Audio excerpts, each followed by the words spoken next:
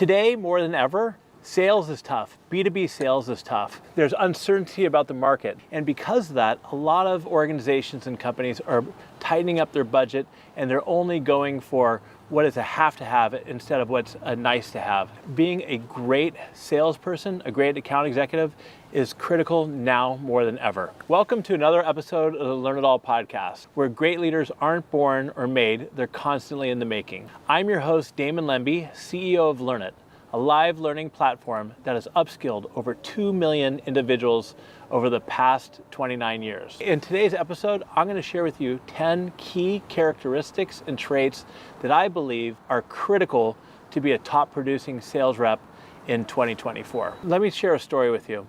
I'm in probably 10 to 15 calls a month with somebody trying to sell me something. Whether it's an IT service, HR, whatever it is, I jump on these calls. 99% of the time, they're Zoom calls.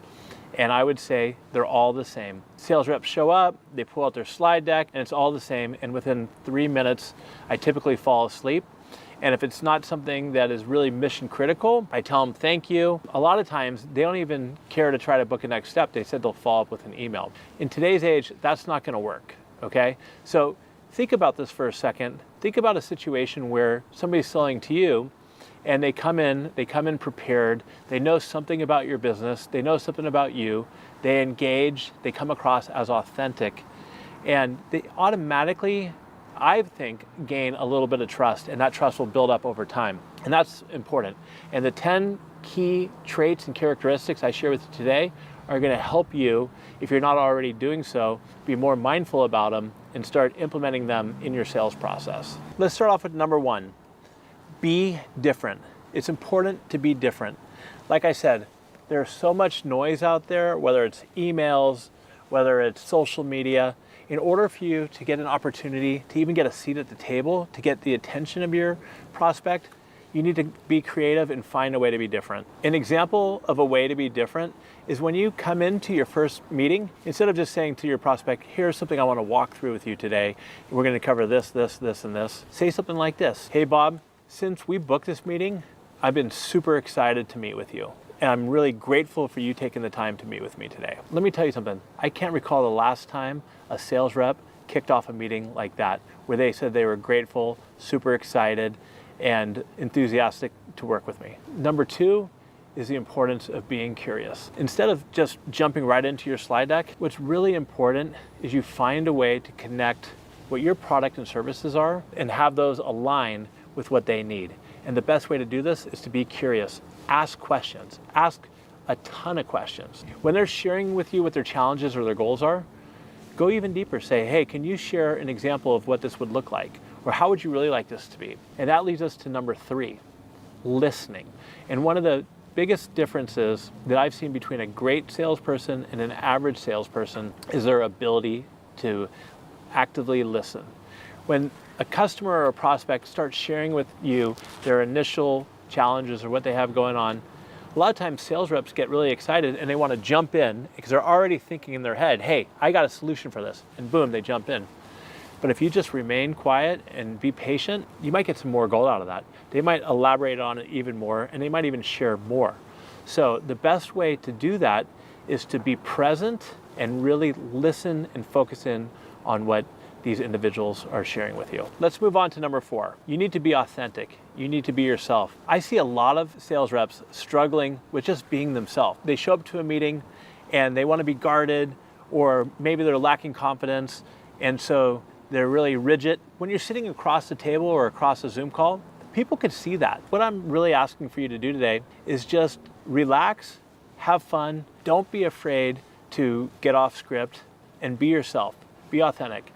Because at the end of the day, a lot of times people say, people buy from people they like. I don't have to like you to buy from you, but I do need to be able to trust you. I do need to believe that you have the best intentions, that you have integrity, and that you're an authentic person. So you need to come in, be yourself. Don't worry if things don't go perfect. Build a connection and be authentic. We're going to move on to number 5. I learned number 5 from playing baseball all these years.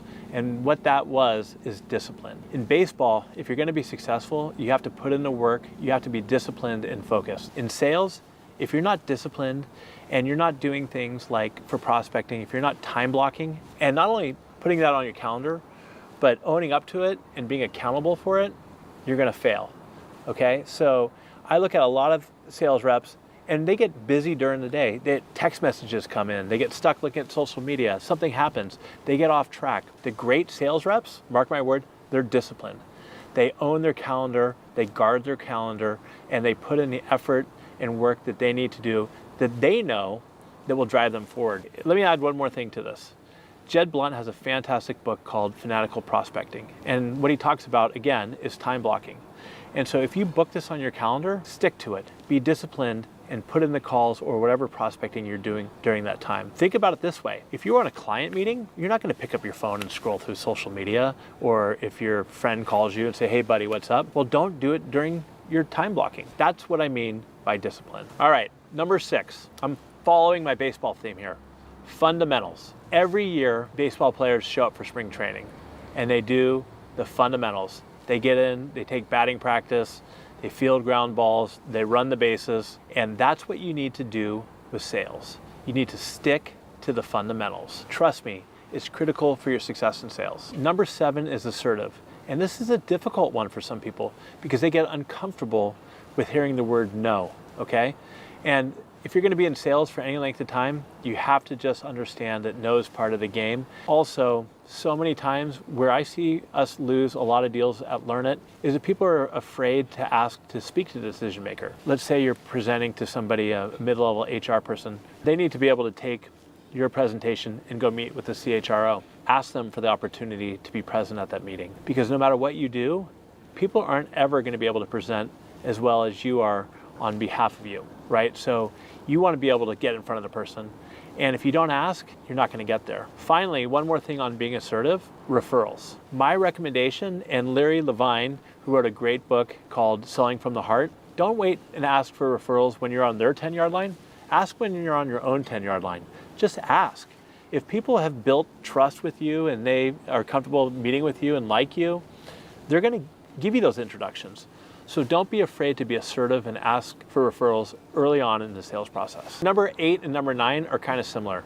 They are business acumen and learning agility. Now, let's say your customers are all in the pharmaceutical business, or they're in retail or manufacturing. Now, I'm not saying you need to be an absolute expert in your customers' fields, but what I am saying, with the amount of information out there, you need to be well-versed enough where you can have a conversation with them, because they're looking for somebody who's going to be a trusted advisor and can partner with you, right? So if you don't know anything about what they do, that is completely unacceptable. Let me give you another tip that is completely unacceptable.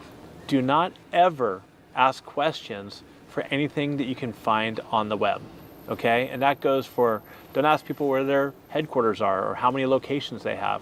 If it's information that's on their website, you shouldn't only be able to find that, you have to be able to find that. So business acumen is key. Spend time reading books, spend time reading the Wall Street Journal, Bloomberg, whatever it is. Keep your business acumen up. It's super important. And that leads to number 9, one of my favorite, is learning agility. Great salespeople have what I like to say, a learn it all mentality. They're always constantly wanting to learn and get better.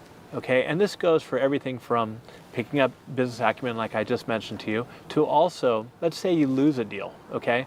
There's 2 things you can do when you lose a deal.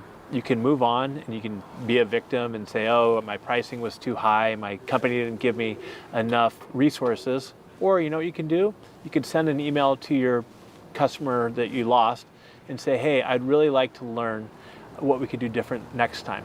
And then you learn what you can do different next time, and then you implement that moving forward. Learning agility is incredibly important these days. And number 10 is the importance of adding value. At the very beginning of this episode, I talked about how it's important to be a have to have instead of a nice to have. And the best way to be a trusted advisor, and Anthony Honorino does a great job of talking about this in his work, is add value. And what I mean by that is go beyond just your features and benefits and help them understand how your service or product will help get them to where they want to go. And here's another way to add value. If you're meeting with them, you're getting curious and you're really listening to your customers and prospects, let's say that what your service is isn't a good fit for them. Well, add value by connecting them with somebody else who can help them, right? Because if your service or product isn't a great fit for what they need this time, they're going to remember that you added that value for them, and they're going to come back to you because they see you now as a trusted advisor and somebody who has their best interests in mind.